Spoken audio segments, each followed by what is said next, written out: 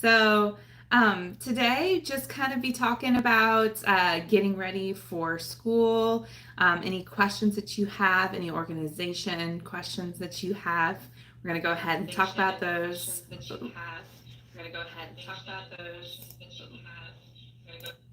Sorry about that. I had my computer open as well, so that was kind of going at the same time.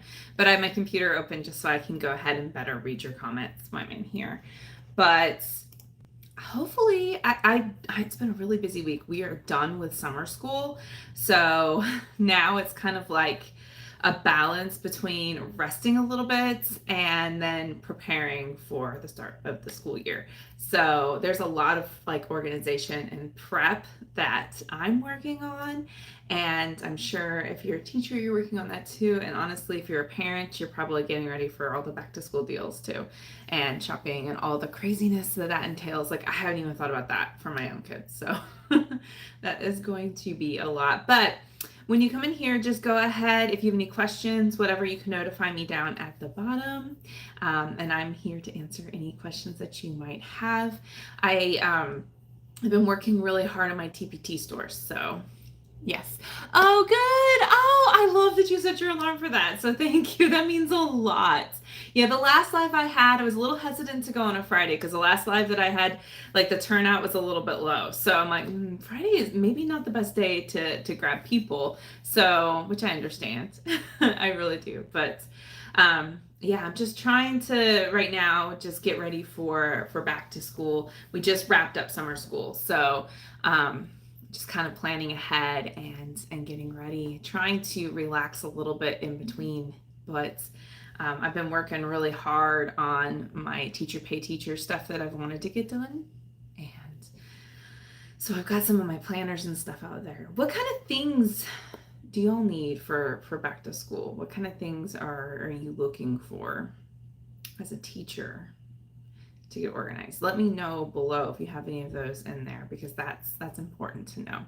I know that this year I just did my Amazon storefront, and I haven't like, not storefront, sorry. I just did my Amazon wish list. I haven't got anything from it yet. I'm like crossing my fingers and hoping, because there is a phone home that's on mine that I really, really want. Like we need them for pretty much like all of our classrooms in our unit, because in the secondary setting, cell phones are a really big hurdle. I didn't have that battle in elementary because the kids don't usually have cell phones. So that's something like we're really preparing for, because I think that was our biggest hurdle last year, honestly, was just what are we going to do with that? How are we going to compete with the cell phones that were like that instant technology entertainment fix? And in real life just wasn't as interesting. It was really hard. Teaching in a TikTok world, it's hard to gain the kids' attention. So I've been trying to think of ways that could be a little bit more engaging for them, and trying to put some stuff together that might help the teachers in that sense of kind of reeling them in. But it's also interesting too. I know that when we were out for COVID and we had to do everything online, I think the kids got really burnt out with online. All right. So my school moved the PK second resource room down the hall, so I'll be starting from scratch this year. How should I go about deciding where to start? Okay, so do you know your caseload size? Have they released that to you? Like how many students you're gonna have? Because that's always kind of like where I want to start. See how many kids I'm gonna have, and then kind of just take an inventory. And then what teachers you're going to be working with.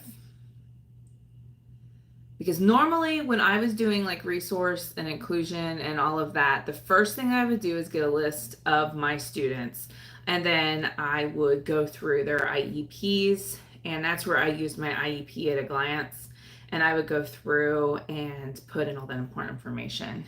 Okay, yeah, 20, that's about where I was too. That's a lot of kids. So yeah, that's where I would start first, is just getting yourself organized on that. So that's where I would start with getting their goals, their accommodations, their class schedules, that sort of stuff. set up in your binder, looking at that, because you're going to have to set up a schedule for yourself. I did like an articulation. Articulation is what we call it when our kids move from the elementary up to the junior high setting. And I kind of put everything in a spreadsheet, and I can go ahead and share that if you want to. You can go ahead and email me and I'll share the document with you. And I would just put in like their classes, their schedules, when things needed to be pulled, because you have to look at the whole schedule of when they're going to be having those classes, and then you're going to have to set up your schedule from there. So as a resource inclusion teacher, that was like the first thing I'd do is get my students list together, look at who their like homeroom teachers were, when they were going to have their classes, how many services they had to be, and then I'd list it all out in a spreadsheet and try to form my groups that way, because that's the biggest part of the battle when you do that. So, and then of course you can also look through, does your school use like a uniform progress monitoring like curriculum or program they want you to use, or they want you to do it from scratch? Because that has a lot to dictate with it too. So yeah. Yeah, that's what I found was the easiest, is just to kind of build from there. Because the first, like, okay, OG training, yeah, that'd be good. So you should have some stuff. Hopefully they've provided some ways that they want you to progress monitor through there. But if not, also, if you go into my TPT store, I have different ways that I've progress monitored over the past. Like in my IEP binder, I have where you can do it handwritten out. And then, hello. Then I also have it like where we do it digitally. I like both. I do. The nice thing about the digital is that you can share it with multiple people. And of course, if your school requires to input graphs with their IEP stuff in their IEP folder, then you already have them made. So I would use something like that and get those started. So the biggest thing that I would do, like I said, just to kind of rehash if you're getting set, look at your caseload, get your IEPs at a glance filled out so you can get that stuff to the teachers that have them, so they know the accommodations, they know the goals, they know the needs and strengths of the student. That I would go ahead and take care of. Then I'd list everything in a spreadsheet with their schedules and when you're able to pull them. And then it's going to be a work in progress. It may be trial and error for a couple weeks, figuring out what works, because the teachers are going to be figuring out what works. And then I'd also be setting up data sheets. So those would be my top priorities, because once you get going and you get students and you get rolling in the classroom, it's going to be really hard. If you don't have the data systems in place before you start working with students, at least this is my experience. I'm not trying to scare you, but I felt like if I didn't have that stuff like ready to go, I was playing catch up the rest of the year. So I would make those your top priority. And that's the one nice thing about doing things digitally, is that you can just kind of copy and paste spreadsheets. And it does make it go a lot faster than if you're trying to do it with handwriting. I'm just putting it out there. All right. Okay. Yes, I really think Google is really helpful. Another thing I also did for progress monitoring, if they can handle it. I mean, you have some young kids. With like the older kids, you can put in probes and actually import them into Google Forms and have them do them on the Google Forms. And then that way they will automatically score, and that'll save you some time if you're just trying to probe them. But if you have to do hands-on probes, then I would also set up who you're going to probe on what week when you do your groups. So like the biggest thing for you is just gonna be scheduling. So you and Google Sheets are going to become friends. That is, to me, Google Sheets has always been the easiest way to set up my scheduling and to know where I need to get started. And like I said, just send me an email and I will share with you some of the stuff. Like I said, it's just my articulation form where I just do drop downs. You can edit it for you, because obviously the stuff that's in there is not going to be applicable for what you need, because if it's my students, but it should help you, give you an idea where you can look out and see in front how many students I am working with for reading, how many like fourth graders am I working with, when can I pull them out from this class, that sort of thing. All right, so I see another one. So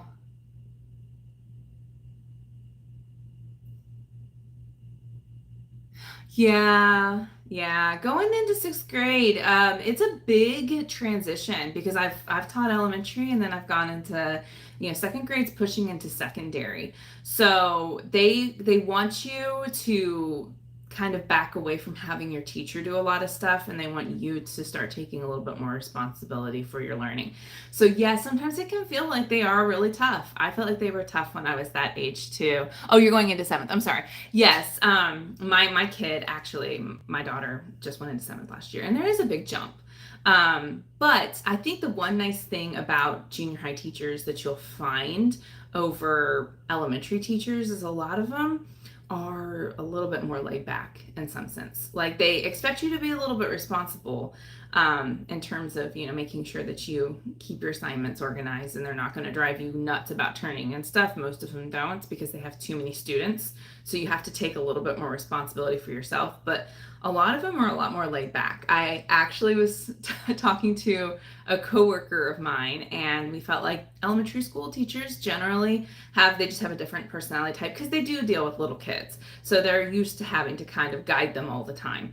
And you get to secondary and you get a lot of them that maybe didn't have the best junior high experience, so they wanted to go into junior high to create a better environment for those kids. And they also recognize it's a really hard time in your life. You're going through a lot of changes, and like physical, brain, friends, all of that. So they understand that and they're really patient. And both of my kids actually had a pretty good seventh grade year. Their teachers were pretty patient and kind, but you do have a lot of teachers, and that's a lot of personalities to get to know. But I would, if I were you, my recommendation is to get to try to know your teacher. Try to make that extra effort. That is not something they're used to seeing at the junior high level because a lot of the times the kids don't really talk. They don't want to interact with their teachers very much.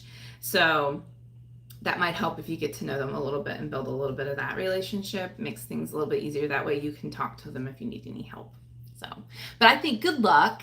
And like I said, both my kids had pretty good seventh grade years, and I have found that junior high was a better experience for my students than elementary school, for my kids than elementary school. And I noticed a lot of my students when I taught elementary school and they transitioned up to junior high had a better experience in junior high, because if you didn't get along with a certain group of kids or you didn't get along with a certain teacher, like you only had them for 50 minutes or however your school divides it up, so you can kind of deal with a lot of it. Yeah.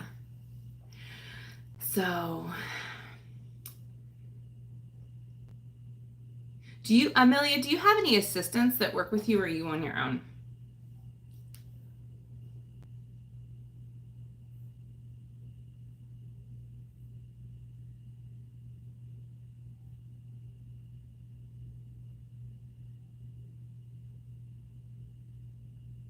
If you're going to put together, also, if you're going to put together stuff in paper, or you want those kind of prompts, um, oh my gosh, it just escaped me the name. Um, oh, oh my goodness. It will come back to me, I swear. But with your prompts and probes that you want to use, I would look, like I said, do a deep dive into your IEP goals and see exactly what you're going to need. Try to group students that have similar goals. I always tried to, I really tried when I would write my goals, to kind of think about that and how I was going to progress monitor in mind so that I didn't punish myself. Obviously, you want everything to be individualized to the student, but I try to keep in mind, certain things are working, because a lot of times kids do have similar things, and try to write it and group it in ways that made it easier for me. Okay, so yes, well, it's good that you had that support. Hopefully you have really strong, hello, little G. Hopefully you have really strong paras that you can kind of lean on. I've trusted my paras a lot of times to help me grab probes and to help me with running a lot of my small groups. So hopefully that's helpful to you. All right. Let's see. Oh, that is awesome. That is awesome. So they're going to help you like IEPs and progress reports, behavior plans, that kind of stuff. That's a big blessing.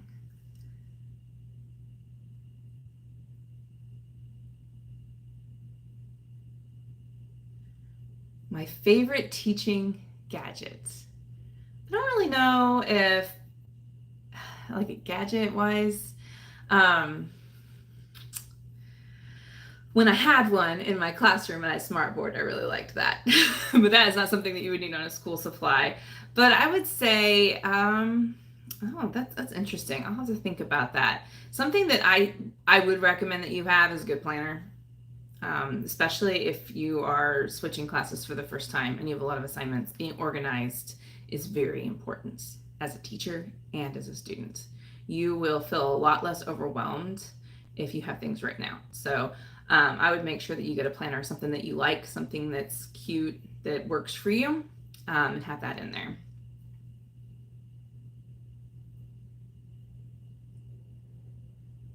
Oh, cool. Well, if you're looking, I don't know if what I put together completely aligns with everything that Oklahoma does, but I don't know if you've checked out my IEP video. I'm getting ready to do my goals as well, my video coming up on goals and accommodations, but hopefully that'll help you a little bit too, if you can go in there and get an idea of, because I know that IEPs are really intimidating. And that'll get you going before by spring. You'll probably have a pretty good idea of what you're doing. You know, a lot of this job is hands-on.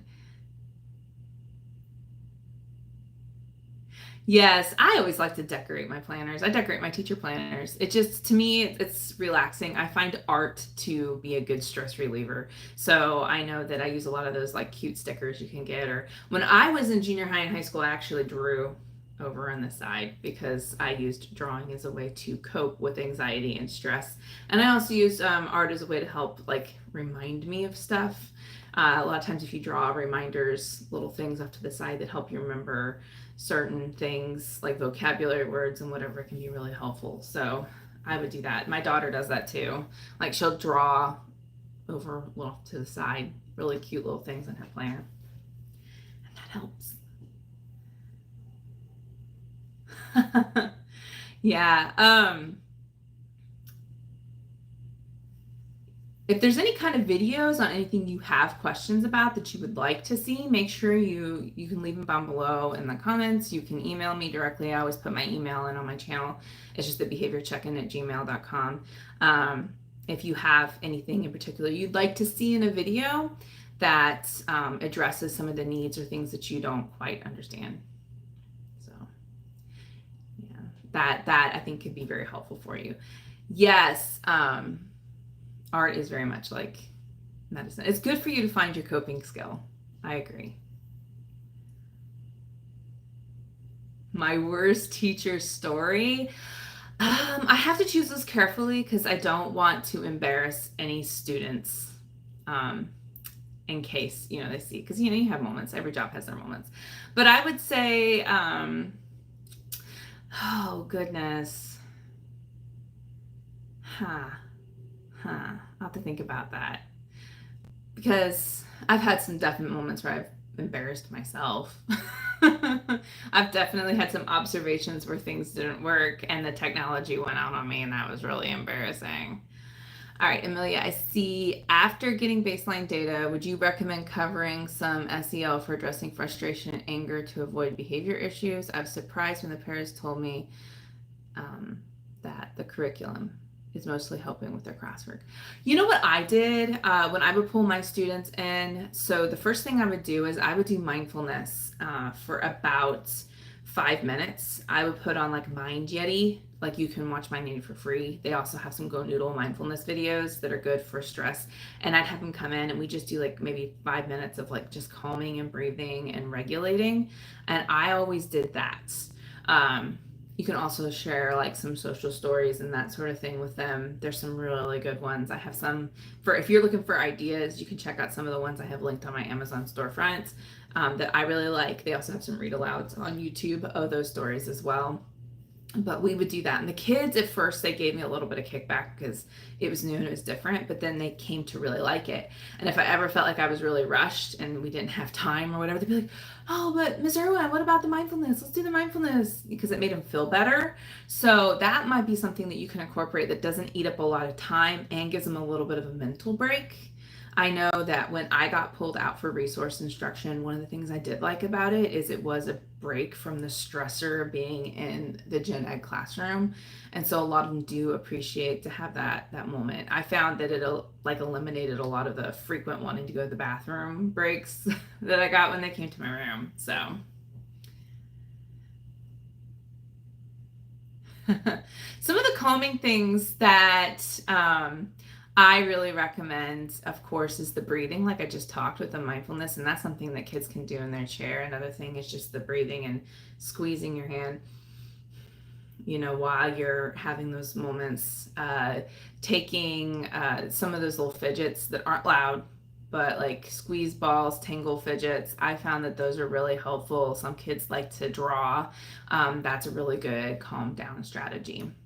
Hi, Will. I've taught a lot of ages. I started off my career with junior high, then I went to early childhood preschool for a while, and then I moved back into the elementary school setting for a while and taught upper elementary, and I've taught primary elementary. I teach emotional behavior, autism, special education, and I've done inclusion.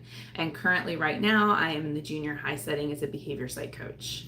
So I support teachers and students with behavioral needs and instructional needs related to special education. Yes, Amelia, no, I agree. That's why it's good to teach them, because calming strategies are not innate in people. It is something that you have to be explicitly taught. And I'll be honest, if their parent doesn't really know how to do it, and most adults don't, they aren't really teaching it at home, and they're learning how to handle frustration from adults that are around them. And not all the time are we good models of how we handle frustration. So I think it is really important to talk to kids about emotions. And let them know that their feelings are valid and the feelings are important and feelings have a place. But we also need to know how to control our feelings as well, and recognize in ourselves when we're getting elevated what our triggers are and how we can tell we're getting upset. I always tell them that I can feel that I get red in the face and my heart starts to pound when I'm like getting anxiety and angry. And that's when I know that I need to take a break or go breathe or take a walk. And that can be really helpful. Yes, I think the right classroom that you have can definitely help. I actually like the light covers in the room. I get headaches from fluorescent light. So I use those, or I turn the lights off and use lamps.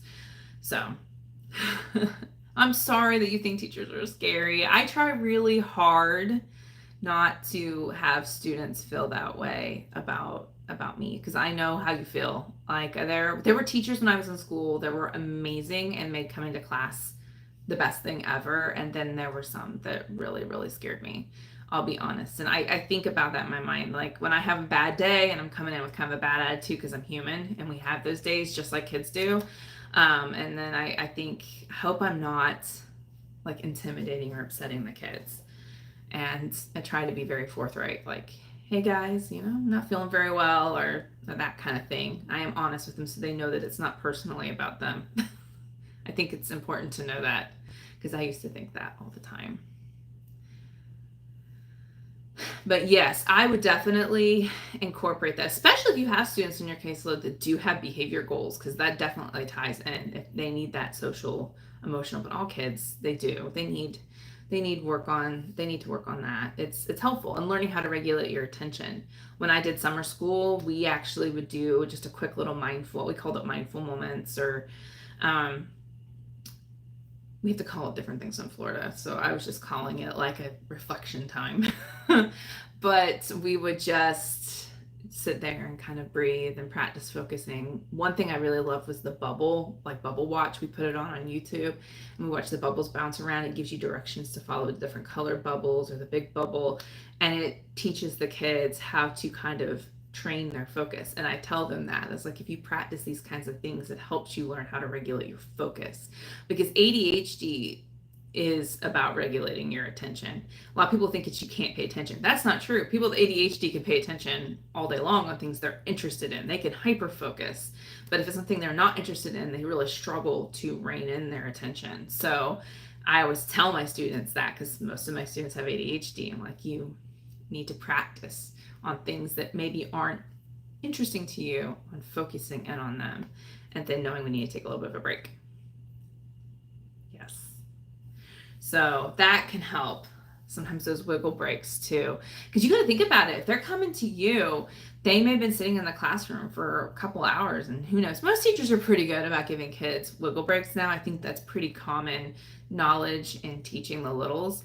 But every once in a while you get someone who's a little old school and they just want to grind it out. So I always like to give them that opportunity to kind of move and get their wiggles out. Sometimes that's just as helpful as some of the interventions, and helping them kind of get back on task and what they need to do. Because if they come to you and they've been sitting for 3 straight hours and they have a bunch of wiggles, you're not going to get anything done if they don't have a chance to kind of refocus and reset themselves. They're just going to give you a lot of issues because they're transitioning from one place to another, and now they have to like re-regulate their attention again onto something new in a brand new environment, and that's really hard. So it does help to have those transition activities. As a 30-second dance break button. That's cool. 30 seconds, yeah. I need to find the exact number of research, but yeah, I was researching once back when I was in grad school that they were talking about the level that someone can sit and focus on something before they start losing attention. And I know adults was like 18 minutes. Adults can only go like 18 minutes, and they have to have a movement of some sort. So just imagine like little kids. They need a lot of movement. And I incorporated that in my classroom, even with like getting up and switching center rotations, and like in between the switch, we'd like put the timer up on the board, and then, the bell would go off, and then the kids would have like, you put 2 minutes on the clock and they'd have 2 minutes to like either do a little dance song or they could do a fidget break, and they liked that.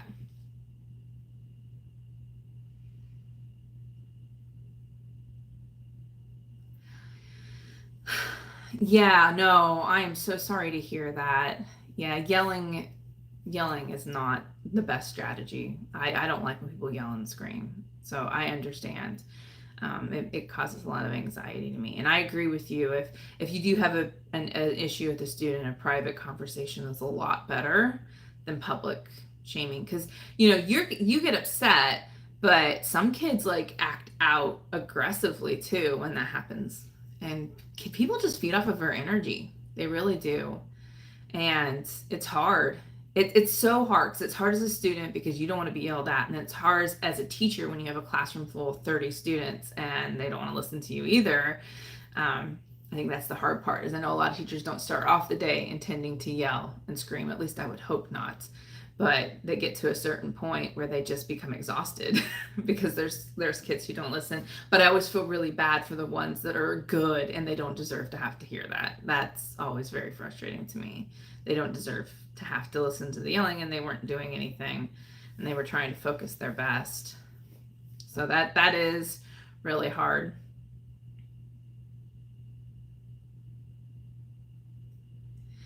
Yes.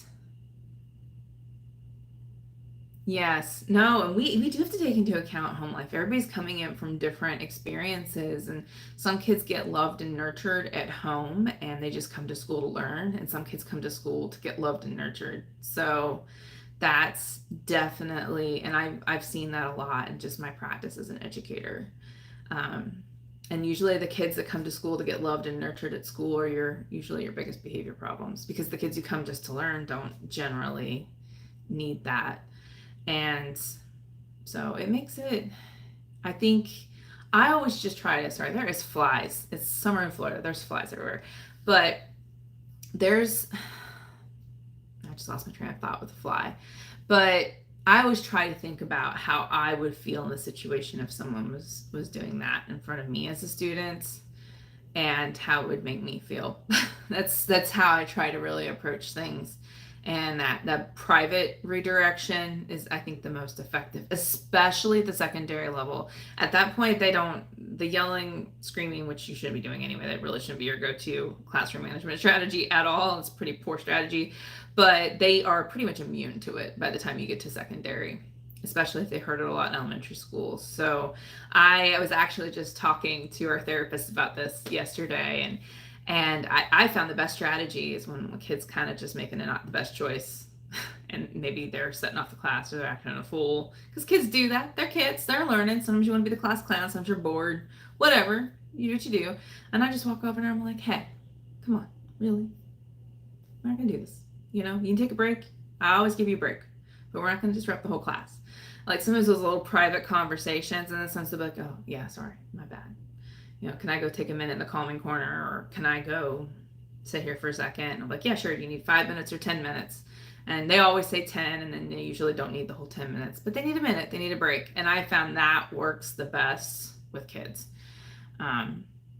So having those conversations, kind of finding out what they need. What is the behavior trying to tell me? Because sometimes it could say I'm bored. It could say I'm tired. It could say I'm hungry. It could say I don't get this, but it's saying something.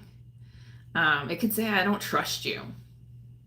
All the behavior has some sort of communication behind it. I know that's kind of a cliche at this point, but it is 100% true.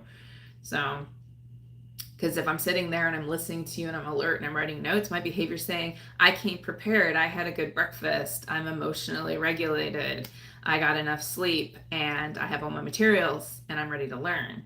But if I'm sitting in the class, heck, even when I've gone to professional developments and I'm sitting back like this, and I've got my caffeine in one hand, my behavior is saying, I didn't get enough sleep last night. Maybe I stayed up too late scrolling on TikTok. And our kids are exactly the same way. Or I don't find this topic interesting to me. It's not helpful or relevant. And sometimes our kids feel that way too.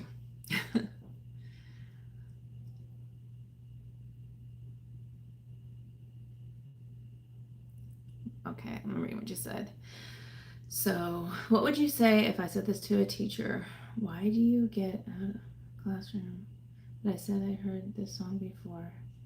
What have I done? Because this is what I said. So my suggestion, if are you doing this like publicly or privately? Because teachers are just like kids. And if you do kind of the clap back at them in class, they're going to feel kind of like they've lost control of their class, and they're going to feel threatened too. Just as much as if you like have a teacher yell and scream at you, you're going to feel threatened or embarrassed. The same goes for the adult in the room too. I would follow the same concept. I would even tell them that, you need to talk. You have something you would like to talk to them about. You have some concerns. And a well-adjusted, regulated adult is going to be willing to listen to you. But it's just like when teachers have talked to kids. You don't need to do that in front of the class. I would set up a private time to talk to them. And I would appreciate that. I've had situations where kids have wanted to come and talk to me about how they didn't think something was fair. And I think that's important for you to advocate for yourself, but in an appropriate way. So, like I said, just remember the same thing about your teacher that you want them to remember about you. That they got a lot going on too. They also don't want to lose control of their class or be embarrassed or have a lesson they spent hours on working really hard to be interrupted. That hurts their feelings, that upsets them. So yes, don't talk back. Yeah. Oh yes, and I like what Amelia said, the I feel statements are really important. And like I said, the don't talk back, that says to me, like, I'm not sitting in the situation, but that says to me, like, the teacher is not feeling that that's the appropriate time. Maybe they feel like you addressing your wants and needs and how you feel in the moment is being like insubordinate in some way. And sometimes too, another thing that you might need to talk to them like at a time where you're both not heated, before class, maybe send an email. Maybe you guys need to come up with a plan. Maybe when you're feeling like you're not being heard, that you write it down in a note. I had a student that I did that with. Like, that student would get very upset when they felt like I couldn't get to them right there, or they had a question or concern in the middle of instruction, or when I was running a small group. And so I got a notebook for that student, and that student and I would write notes back and forth to each other. And that was really helpful too, because that student would tell me, I feel upset when this happens, or, when you work with the student, you always work with the student, since I feel like I need help. And that was really helpful too. Yes, because I think you need to let them know that it hurt your feelings. But coming together and planning that strategy for both of you that works, because it's got to be equal sided. It's got to work for you and make you feel heard, and it's got to work for the teacher so that they can still kind of retain their classroom structure, because that's important, their need that needs to be met too. So you need to come together and kind of have that. Okay.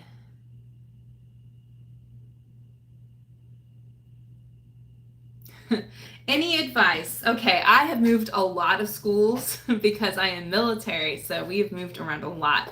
So the first thing that I always try to do when I'm going into a new place is I try to be proactive in introducing myself. And that's hard because I sometimes think I'm more of an introvert than I am an extrovert. But so I have to kind of like fake it a little bit. But I go in and try to introduce myself and get to know as many people. I know the old cliche, the adage, but yes, get to know the secretary, the custodian, the technology people, the cafeteria people, because they really will be the people that save you in a crisis. When I have issues, it's not my admin I go to most of the time. It's an issue where I need to have a custodian, or I need to have the secretary help me with something, or whatever. And it's good to have them on your side. I'd also get to know who's ever on your team. If you have a department that you're working with, a subject area, I would get to know them. Just try to be friendly and receptive. That's, I think, the easiest way. That'll help a lot in getting to know people, and it will come over time. Just try to put yourself out there. Obviously save your peace. You don't always have to be social all the time, but when there's opportunities and it fits in your time frame and it fits in your comfort level, then kind of reach out and join in those things to get to know different people. But you will naturally get to know people because it may be the teacher next door or a teacher on your team. But initially, I would say, being the new teacher, that's how I met the most people. And then when I've had new teachers come in, I always got to know the person who reached out to me first, because a lot of teachers are just stressed out and busy, and they may not think to coming over and introducing themselves to you. So you taking the initiative will really help.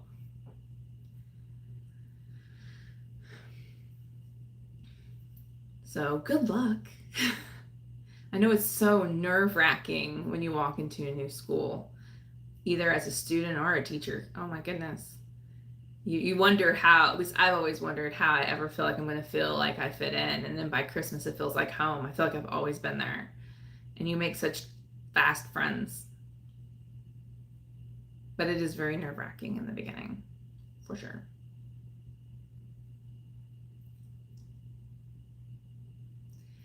So, one thing I wanted to add too, if you're getting ready for the beginning of the school year, depending on how many kids you have, I know if you teach secondary, it's probably not realistic. But if you, are teaching in just a self-contained class, or if you have like a caseload of 20 or 30 kids, I would reach out to your parents, just like a quick phone call. I think as a parent with a child with an IEP, it means a lot to me when the first conversation that I have with my child's teacher is positive. Because especially if you're a kid who's got some behavioral needs, you definitely get a lot of negative phone calls, and it can make you not want to answer the phone. It can bring on that dread of, oh my gosh, what happened now?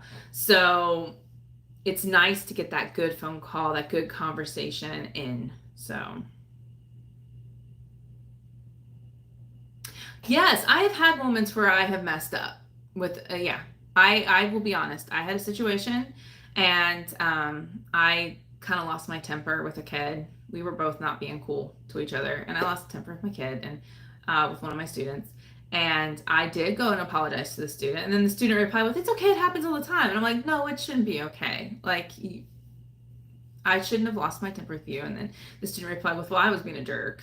And I was like, "Well, I was being a jerk too." And we talked about it, and I said, "That's not how I feel, and I'm sorry that I lost my cool with you, and the situation wasn't even about you. There was a lot of stuff going on, and we had a great repairing relationship. And I think it is really important as a teacher to admit that, because you're teaching, you're modeling that behavior that they need to see and what they need to do to be, I think, emotionally mature adult. Because we are not perfect and we screw up. Adults screw up. It's, we have things going on in our lives and traumas from our life that we bring with us, and sometimes we get triggered, and sometimes we say things or make judgment calls that weren't accurate or make assumptions. It happens. So I think it's important when you do make a mistake that you apologize and you try to fix it. So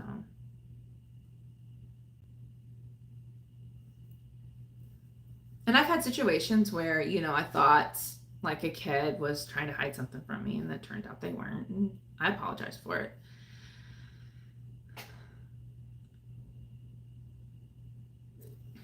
Okay, so the classroom, the Pinterest ready classroom, or just a functional classroom. So I will be honest, I think, and I'm actually seeing this all over TikTok right now, at least in my algorithm. I think there's becoming a big line between the teachers right now. There's the Pinterest teachers, and there's the teachers who are like, I'm not doing that. I think do what makes you happy. I agree with some of the Pinterest teachers. You're going to be in that room a lot, so you should feel comfortable in it. But I don't think it should be something that you spend a ton of money on and break the bank and put yourself in debt for. I don't agree with that, or stress yourself out with, because like I said, as an inclusion resource teacher, the most important thing for you is to have your ducks in a row with your data and your schedule. Those are the things you got to have done right out of the gate. Your paperwork, the things that could get you in big trouble if it's not right, and the things that are wrong, that aren't setting the students up for success. I'm trying to phrase that the right way. So your organization up front is the most important. I try to keep with a color theme. That way, if I want to change things out, if I get bored with stuff, it's just an easy color scheme. I don't have to buy new. So I like blue. Blue is calming. Blue is part of my branding that I use on here. And if I want to change it up, one year I was kind of a nautical theme, and then right now I'm kind of like a cloud relaxing theme. Blue goes either way. So to me, that's how I've saved money and stress. Also, like if you're looking for things and you're going to purchase stuff, get stuff that is functional and that you will use year after year after year. If you find like letters that you want, but every resource you have on the wall should be beneficial to the student. Decor for decor's sake, I don't think is appropriate in a classroom. So it should definitely, because I think it's overstimulating. I like more of a not a stimulating classroom, because I do have ADHD and attention issues, and I would be staring at the decor and not learning anything. So keep it kind of minimal, to the point. I think neat and organized. Once again, you can tell I like things neat and organized, but I think neat and organized is your best thing. If the students can come in, they know where everything is, it's accessible to them, they don't feel stressed out or overstimulated, they have a place for their stuff, and they can, I set up my room so that if I was not there, the place could run without me. The kids know where everything is. And I think that's the most important thing to have in place. You have your cute bulletin board up, maybe a calendar, some letters on the wall, some numbers on the wall, maybe a couple of anchor charts that are things the kids really struggle with. A sound wall can be really helpful if you're doing reading or multiplication charts or that kind of thing. Orders operation. I think that is helpful, but I don't think you need 9,000 things hanging from the ceiling. And I put a calm corner in mine, which is nothing crazy. You can go back and look at my other videos. Usually it's just a beanbag chair and some fidgets and a timer and some breathing strategies on the wall. And that is how I keep it. I don't think we need to have a new theme every year and break the bank on it. It's not worth it. Stuff that you will use over and over again. Okay, let's see what we got over here.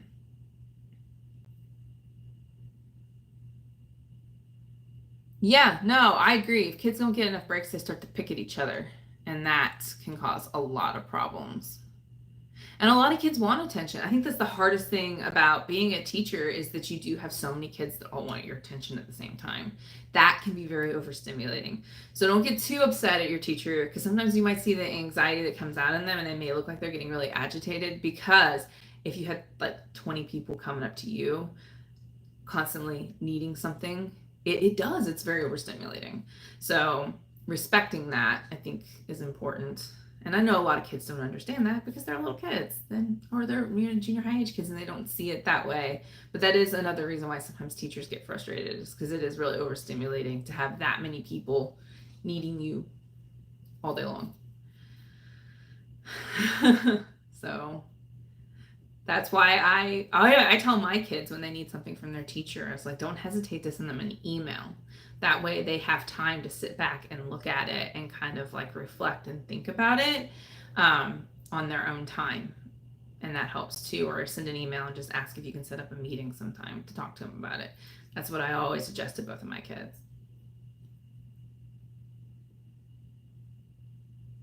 Oh, yeah. That's I don't know if I'd want my sensory room attached to my classroom.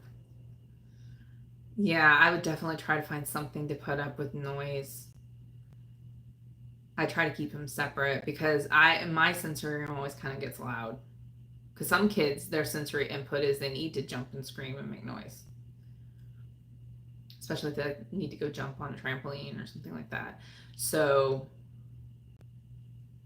yeah, I would talk to them. You might need a plan B because if a kid, well, first off, you shouldn't be using a sensory room for like when a kid has a meltdown. Like a sensory room should be like a preventative thing. So make sure that they're doing that because that's the biggest thing. Like you need a separate area for like kids to calm down, and sensory should be more like you need a sensory break, especially if they're on a sensory diet. And that you don't want it to be interrupting to your other students because I can imagine like having kids doing sensory stuff and then I'm sitting there trying to teach phonics at the same time sounds really overstimulating for all parties. Um, I would definitely invest in some, yeah, if you have something for noise canceling or headphones, or maybe even just going to your admin and making the suggestion of, is there any other location that we could possibly use? Because I've had that happen before and it makes it kind of chaotic. So when I have like sensory stuff in my room, it's usually quiet sensory stuff. Like I've had those inflatable pea pods where kids have sat in them, or I've had like sand. But if it's louder sensory stuff, probably other things. Yes, I do know what the quiet level, what the quiet game is. But yeah, because that's one thing I would check into. But you can also, if there's no other way around it, I would get some good noise canceling headphones, or see if your district, county, whatever can get you some noise canceling headphones. Because if someone's in there doing something and they're a little bit louder and the kids are trying to work, that might be helpful. Because it's hard for the kid who's taking the sensory break and they need to kind of get their sillies out. It's not fair for them when they have to try to be quiet because there's a reading group going on. So I guess it just depends on the kind of sensory equipment you have going on in there. I'm envisioning like ours, we have like a ball pit and a trampoline and an exercise bike. And I'm like, I couldn't teach with that going on in the background. But if it is just more quiet stuff, like a sensory pea pod or some sand or like a bubble fountain or something, then it probably won't be too bad. Just as long as the other kids can't see it. Yep.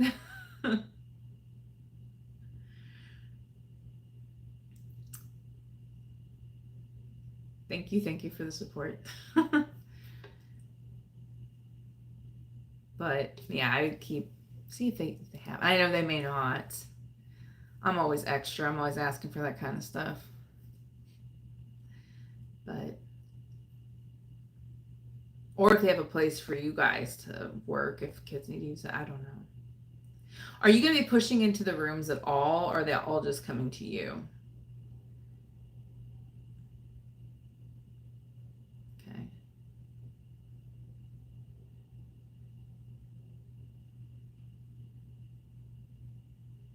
Okay. I guess you just kind of got to play it by ear. But I would just keep some. noise canceling headphones on the side, just in case you have some kids going to get on their nerves. And the partition is a really good idea, because I have a lot of students that if there was a kid over in the corner having a sensory break and they were stuck reading, they would have spent the whole time just staring at them. I've had numerous kids that would do that because that's more interesting, watching someone bounce on a trampoline. Plus, they may constantly ask you for breaks too, because we know how kids are. You know, they see one doing it, they want to do it.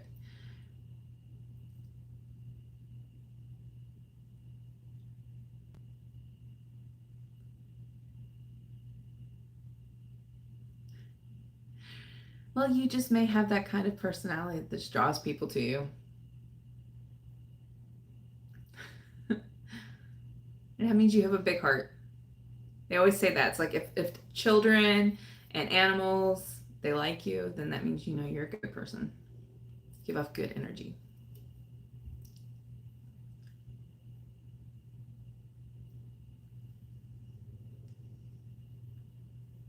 Any other questions for kind of starting up for the new school year?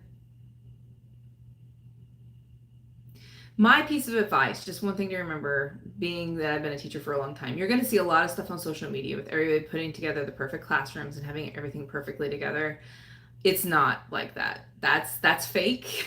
That is 100% fake. Every year I try to do a classroom setup YouTube video, and I never like get it done because I never get my classroom completely done, ever. It's a work in progress. I get it good enough that we can teach, and like I said, have my organization stuff in place.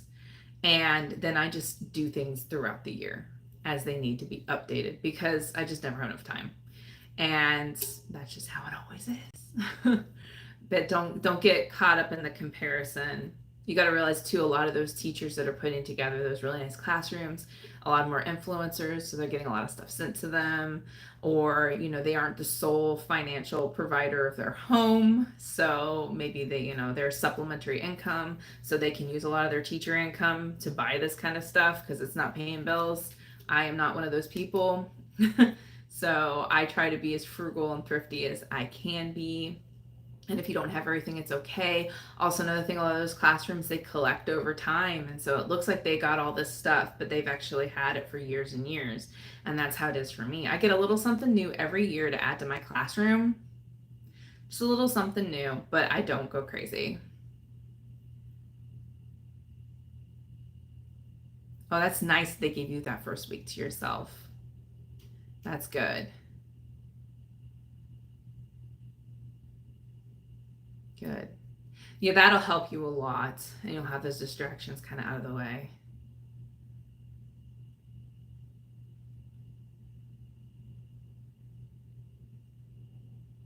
Yeah, I was just explaining to him that sensory rooms, calm down rooms, they should be separate entities. So through all of my behavior background, that's the biggest thing that we've been taught, and in my experiences I've been taught. Like, we have a sensory room at my school. My room is used as a calming area. So kids come to me when they are upset, and we talk about it, much like a guidance counselor, because they are secondary. I do have some calming stuff in there, but it's not sensory room. So we have different locations for that in our school, and that's helpful because they're two different needs, like sensory and behavioral, completely different. So you're exactly right. There may be kids that just need to come to the room and talk to someone, or they need silence. Some kids, I don't talk to them at all. That's where the relationships come in. Like, I know they come in my room, and I always just ask them, do you want to talk about it, or you just need 10 minutes of silence? And they'll go 10 minutes of silence. I'm like, cool. And then sometimes they want to talk about something completely unrelated, or sometimes they want to talk about it. It just depends. But that is what my room is used for. And then we also have a big sensory room with like a ball pit, like I said, and smash pads and bubble walls and all sorts. It's a really cool sensory room. I think I need to show you guys in a video. I'm going to take care of that this year and show you guys. It's so cool. Like, it is like the coolest thing about, one of the coolest things about my school. That and our adaptive playgrounds. I really love that feature. We actually have a wheelchair swing at our school, which is really cool. But yeah, like, de-escalation should be private. So kids should feel like they can have a safe space to cry it out and not have other people in there. Yes, smell is huge. Oh my gosh. Yeah, I love like scent, like candles and scentsy and smelly stuff, but I've had students in the past that can't stand it. So I try to not put a lot of smell in my room if they don't like it. Or some kids do, they're like, oh, turn on the diffuser, and some are like, I don't want any of it. So I try to listen to that. Yeah, totally silent classrooms aren't realistic. I think any teacher that's gone to professional development knows it's not realistic for anybody because adults don't like that either.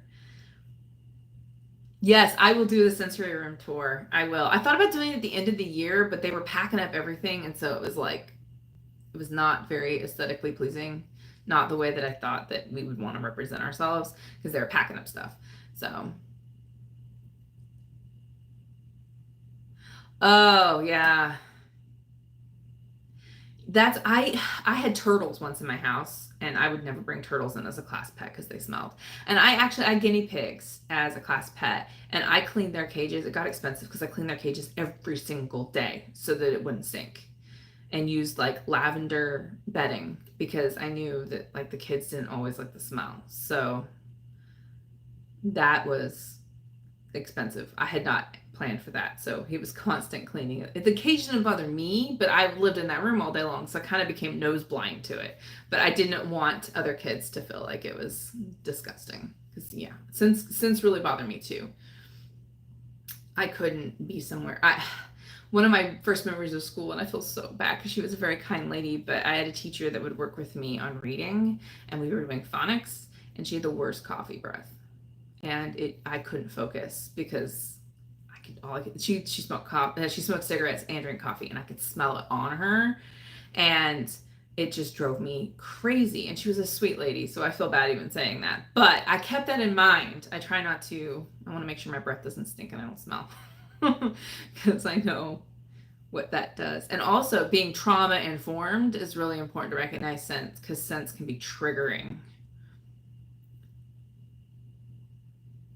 Yes, I know. It's so interesting because, like, that's why I had the pets in my room because the pets are so soothing and they're such a good calm down and de-escalation. And a lot of kids, like, they can't talk to a person, but they can talk to an animal, and that's therapeutic. But the downside, so that's the plus side. The downside is that animals don't smell good. They just don't. Sometimes, no matter how much you clean. Yeah, I it depends on how much effort you want to put in. I did the Elf on the Shelf when I had preschool and lower elementary, and I was very happy when he like was done elfing because it did get exhausting. Don't start anything you're not ready to keep forever and ever. That's another piece of advice, especially with elementary school kids. Junior high kids kind of understand when you got to switch stuff up a bit, but elementary school kids, no. If you've started it, you better be prepared to do it for the rest of the school year. So keep that in mind. I saw a teacher on TikTok that I really love the idea. She bought this tank, and it was like just a light sensory tank, and it had jellyfish. They weren't real, but they were jellyfish in there, and it changes. You could push the color, and so she'd have a student, and that'd be the reward. They could pick the color for the tank, and then they could like pretend feed the jellyfish. And I saved it because I was like, that is a cool idea. Like I really love that, and that's a lot easier to manage than like an elf on the shelf that does hijinks, and a lot easier to manage than an actual living animal that could potentially, and I hate to say this, meet their demise during the school year because that's what a lot of those animals do. Like they aren't exactly hardy, and then you have to cross that bridge. We had a teacher that lost her bearded dragon in the middle of the school year, and that was very traumatic for the third graders. So yeah, yeah, older kids don't like that kind of stuff. But I think even like I looked at the little jellyfish tank because it's on Amazon. I think I might have linked it, but I'll have to go back and check. I can link it below. But I thought it was so cool. I could really see kids being into that and knowing that they're the person who gets to pick the color of the tank that day. I always forgot to move it. Like I was really lucky when we did Elf on the Shelf that I had an assistant that had a better memory than me. I have too much ADHD, and like I would forget about him all the time. And no, they probably don't believe it, especially when you get to upper elementary. Like, yeah, that's normal for kids.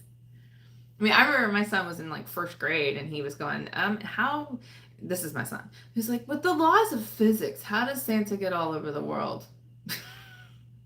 I was like, it's magic. I don't know. It's just how magic works. But you start getting kids who think like that, especially with like the access to technology, and a lot of them watch stuff and like YouTube videos and everything, and they learn a lot of stuff, and so they kind of like can reason that it doesn't make sense. But like I said, I had guinea pigs. I really liked having guinea pigs. Fish weren't too bad, like one fish, but fish tanks can get stinky. Like it's just, remember, if you get something, it's a commitment. Like when I had guinea pigs, I had to take them home on the weekend because guinea pigs get lonely. And if I didn't take them home and I left them on the weekends, because there was a time where I had like three, I'd have to go in on the weekends and feed them. Because sometimes I got sick of loading on the back of my car, and their like bedding would go all over the back of my car. Yes. And, in my mind, I thought, oh, the kids can help me. They didn't want to help me with cleaning any of it. So that's the only thing I have to say about class pets. We're very lucky at my school because we have an agriculture department. So my classroom is actually located right near the barn. So we have all sorts of animals that are right next to us that I don't have to take care of, that we can go visit and say hello to and do really cool things with. But yeah, I don't have to take care of them. Yes, we've come a long way. I hear a lot of hate about teachers online right now, and I think it's a lot of the older generation when school was much more authoritarian. And so a lot of them are angry at teachers because they had bad experiences. And I don't think you don't want permissive. Kids shouldn't, there needs to be rules and structures and boundaries, but like an authoritative, where kids can voice how they feel about things, and they have some buy-in, but the rules can be flexible based on student need is the direction that we're headed, which I think, and being more trauma informed is much more important. And definitely when I went to school, they were slowly, like some of the younger teachers were moving in that direction, but a lot of my older teachers were very old school, and it was desks in a row, and it was don't speak unless spoken to. And I'm glad it's changed. So I think that's important. I just think we don't want to lose ourselves and giving too much and losing our structure, because kids need structure. They do. Adults need structure. If you give people too much freedom, sometimes they get overwhelmed and they won't do anything. So I like to have guidance from my leadership. I mean, I want to be able to have some of my autonomy on what I want to do, but I do need a structure, and kids are very much the same way. So, pick what you want to be flexible on, and then pick your hard and fast rules that you got to work with.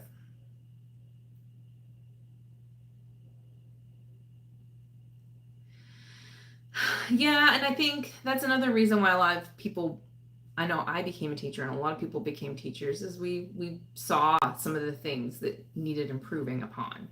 And so we went into education to try to offer that for other kids so that they could have a better environment.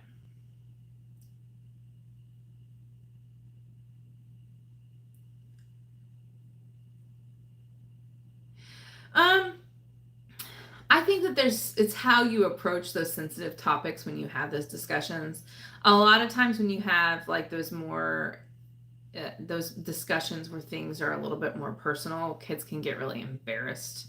And so then maybe they can act out and be like gagging because they're embarrassed by the discussion. And that happens. Those are not fun.